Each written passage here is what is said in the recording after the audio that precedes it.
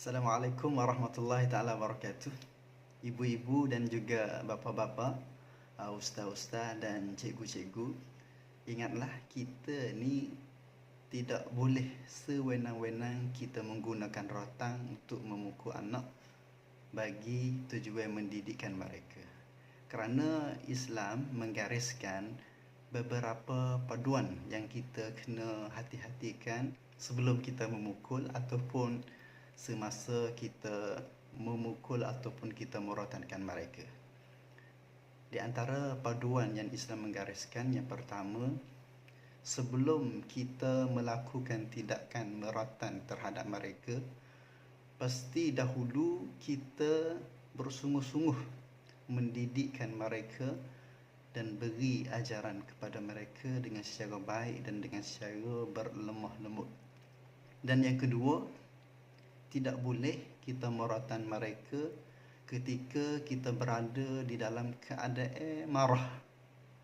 Tidak boleh kita merotankan anak ketika kita sedang bermarah, kerana bimbang sangat dikhawatiri takut tindakan merotan kita itu akan menyebabkan anak kita tu cedera kerana kita terlalu kuat oleh kerana kemarahan kita ketika itu yang tidak terkawal. Dan yang ketiga, kita pasti menjauhi tempat larangan ataupun tempat-tempat yang agak berbahaya seperti muka ataupun perut anak kita ataupun dada anak kita. Dan yang keempat, tidakkan merotan anak kita terhadap kesalahan dia kali yang pertama ni mestilah perlahan-lahan, mestilah koho-koho je.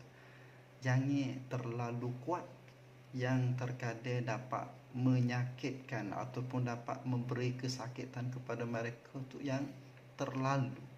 Kerana apa? Kerana kesalahan yang pertama tak patut dan tak segialah kita tu terlalu kuat dalam hal pukul sani, kerana kesan negatif terhadap pukul kalau kita terlalu tu sangat banyak. Dan garis Islam sendiri pun tak bolehlah kita nak pukul sebagai pukul yang terlalu, yang membawa kepada sakit yang melampau. Dan yang kelima, tidak boleh kita merotankan anak sebelum umurnya sampai 10 tahun. Ini kerana ada hadis Nabi SAW ada ayat, muru auladakum bisadati wa hum abna'u sab'i sinin wadribu 'alaiha wa hum abna'u 10. Hendaklah kamu suruh anak kamu tu sembahyang apabila mereka tu umur 7 tahun, dan hendaklah kamu tu pukul rotan kalau dia tak sembahyang apabila dia tu umur 10 tahun. Oleh itu, kesalahan lain yang bukan sembahyang tu lebih utama lagi. Kita tak boleh nak pukul apabila mereka tu belum sampai lagi umur 10 tahun. Kerana tidak ada kesalahan lain yang nak sama dengan kesalahan tinggal sembahyang. Kerana tinggal sembahyang ni, sembahyang adalah tiada agama dalam Islam, adalah perkara yang penting. Oleh itu, kesalahan lain tak segia kita nak pukul kalau mereka tu belum sampai 10 tahun. Oleh itu, sama-sama kita hati-hatikan dan sama-sama kita carilah cara denda yang lain sebelum kita nak ambil langkah tindakan merotan.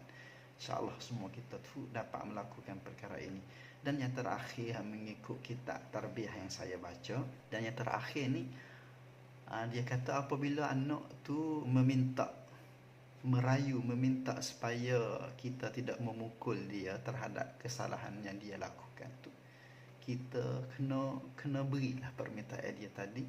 Kita berilah peluang kepada mereka supaya mereka dapat berubah dengan ketiadaan ataupun dengan tanpa kita menggunakan rotan.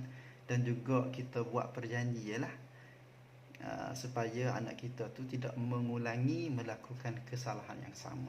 Kerana ahli tarbiyah ni dalam hal dia nak melakukan tindakan merotan ni, jadi semua tu dia kena jelas dulu, jelas kena ada unir dulu dalam rumah, manakah perkara yang kita sudah sepakat di antara kita dengan anak kata boleh buat, dan manakah perkara yang kita sudah sepakat kata tak boleh buat.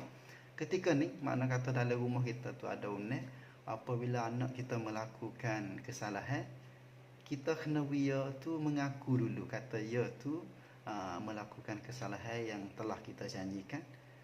Dan apabila ia sudah mengaku, selepas itulah boleh kita nak merotankan mereka, nak memukul mereka dengan kita menggunakan rotan, sebagai nak mendidik ataupun nak mengajarkan mereka. Sebab itulah kalau kita menggunakan rotan tu ketika kita tu terlalu marah, maka itu bersalah, kita sendiri yang bersalah. Perlulah kita kena meminta maaf kepada anak kita, kerana kita tu boleh jadi dengan sebab penat dengan kerja, apabila anak melakukan perilaku yang mengganggukan kita, kita pun tak terkawal kemarahan kita tu, terus kita pukul, maka itu kita salah lah. Patutlah kita terus terang dengan anak kita dalam hal kita memintakan maaf.